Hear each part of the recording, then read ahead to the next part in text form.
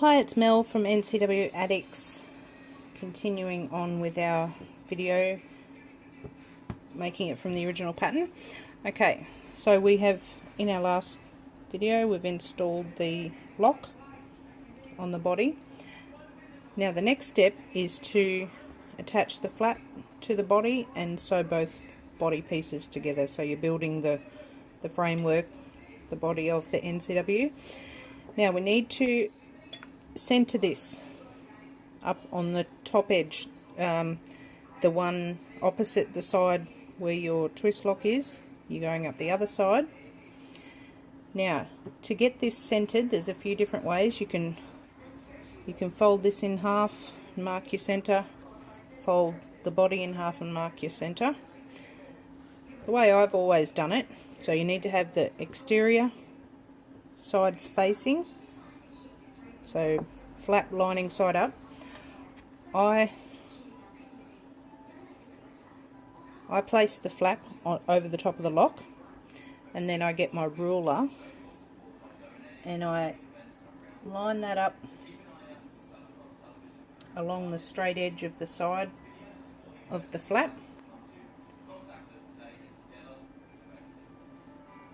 Okay, and I make sure that's straight, and then I take that off and I keep my ruler in place and then move that up the top. And then I'll grab a couple of clips.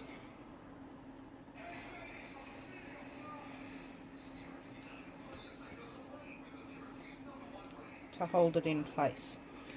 Now the importance of getting this centered is, like, this is the start of how it will all finish at the end, whether it's going to be even or not, because you don't, if you get this off center, then later on you might have one of these folds only going over this much and the other one going over this much instead of even, sort of thing. So this is the important part, to get this centered. Now in the pattern it says now to put the lining body face down, right sides together with the exterior body, to sew all this together. However, I am going to deviate just one little step. While that's there, I'm just going to stitch, so get it in frame, I'm just going to stitch across here just 1/8 of an inch, just to hold that in place, because I have, which I'm sure many of you have as well, gotten to the end of the NCW, all finished, and then you turn it around and you haven't caught the flap, which is a pain to fix right at the end. So just to make sure that's not going to move while I'm putting the lining on, I'm just going to sew a quick 1/8 of an inch stitch across the top of the flap. Okay, so I've done that. Hopefully that's the only little deviation I'll make from the original pattern. Just I would hate to get to the end and have it fall apart. So I've just made that stitch across the top there, just to hold the flap on, so I can work comfortably now. So now you're going to take your lining body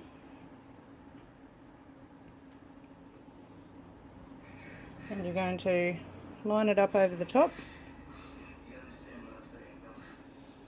and you're going to pin all the way around, but I don't know if you can see down the bottom here, I've made a couple of marks. Pattern says to leave a 4-inch gap down the bottom for turning, so I've just left that gap there. So I'll go ahead and pin. You're going to pin all the way around and stitch a 1/4 inch around the outside of the body.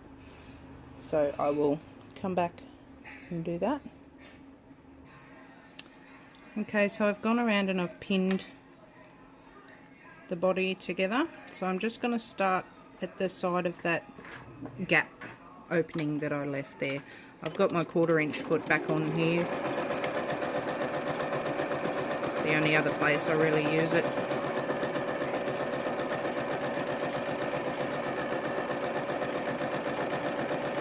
Of course, you don't have to go this fast. Or you can go faster if you've got a fancy faster machine and you're super confident.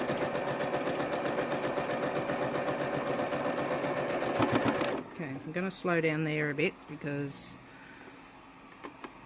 that's just being cocky. And we've got it a little bit thicker over here going over the flap at the top.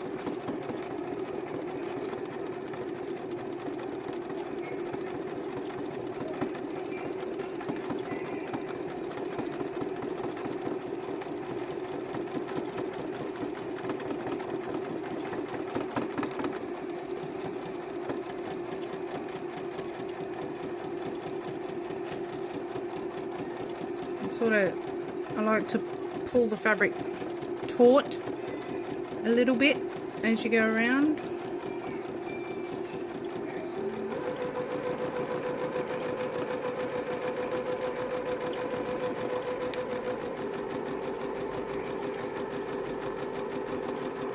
Just helps it keep it even. Now we're coming up to the stock line for the second side of the turn gap.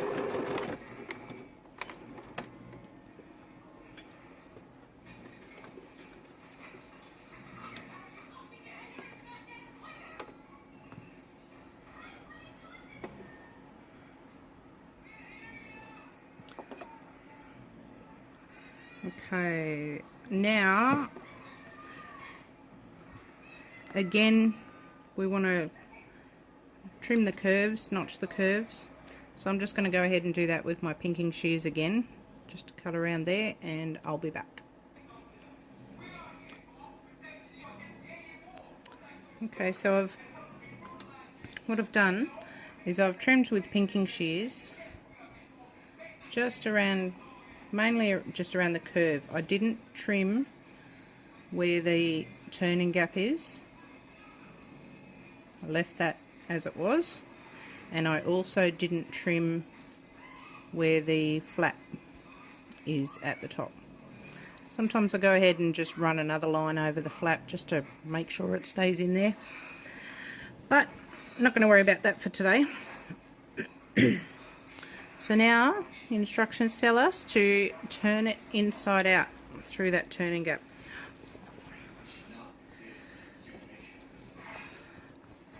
Find it best to reach in and grab the flap first and gently bring it out. Then you can work on the rest without squishing the flap up too much.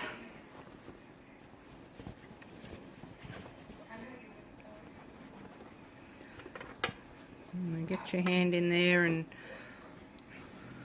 get all those corners out. A loose bit of thread there.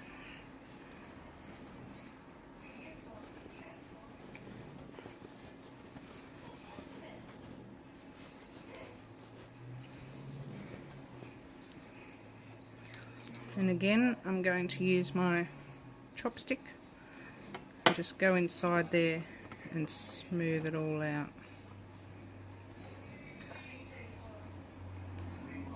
Just run it gently along the seams.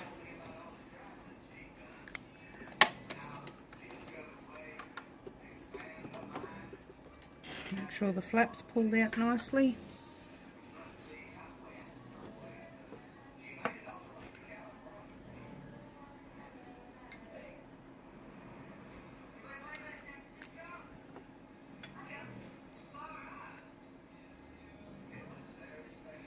A couple of stray threads